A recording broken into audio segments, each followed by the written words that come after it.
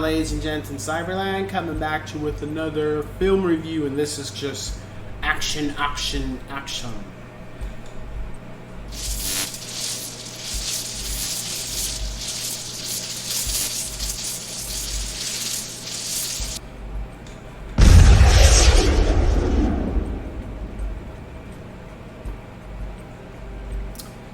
The A-Team.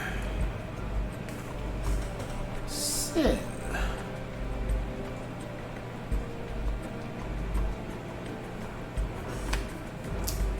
I did not grow up during I grew up during the A-Team, but I was little, so I would have never watched the show. I know of it, though. I know the characters to an extent, and the band, and all that stuff. But anyway, this film is about how they became the A-Team before they're the A-Team in the show. And for the most part, these guys are special. These guys are elite men. They do jobs that most people can't pull off, I guess. And they have a way. Each one has a certain characteristic about them. But when they come together, they kick some ass.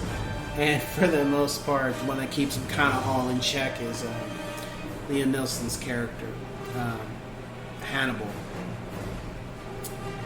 And for the most part, they're doing their thing, and then unfortunately they get set up and they get stripped of all their medals and dishonorably discharged, and they are given, I think it's 25 years to life in maximum security prisons, all separated from each other for a crime that they did not commit.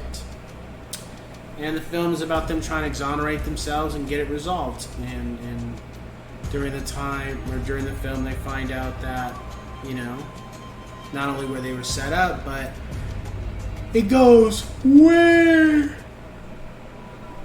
above their pay grade.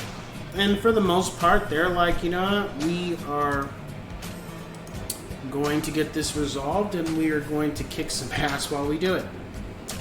Overall, I don't want to say this is better than the show or vice versa. I'm just going to say I enjoyed the film for what it was.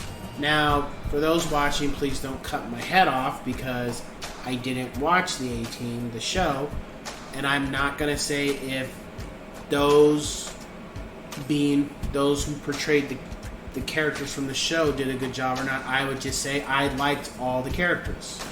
I liked what they represented. I liked how they carried themselves. My only gripe with the film was more so with Mr. T's character, because I know Mr. T, but I forget this character's name.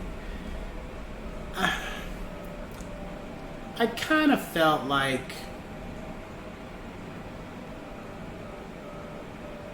I didn't really like that situation where he had went through a change, and it was like that change should have been up until they went to prison, and then he should have reverted back to what the audience should have been expecting. I felt like that was a disservice to the fan base with that, because he wasn't like that in the show apparently, and how they kind of did that. It was literally almost up until the end of the film where he starts to be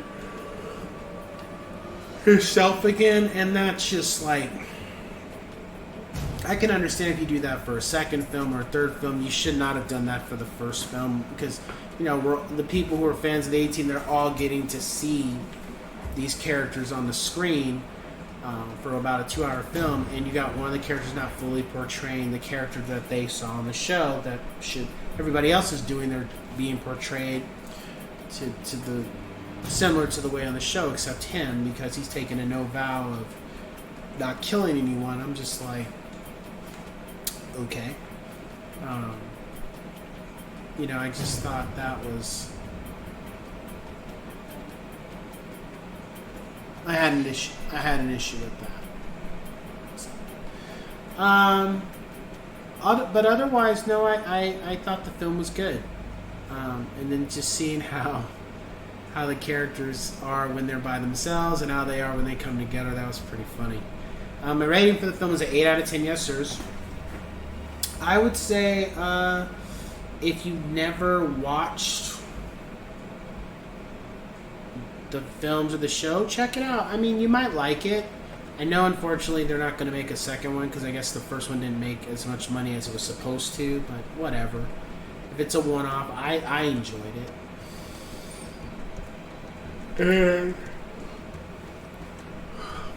I would just say, yeah, it's entertaining.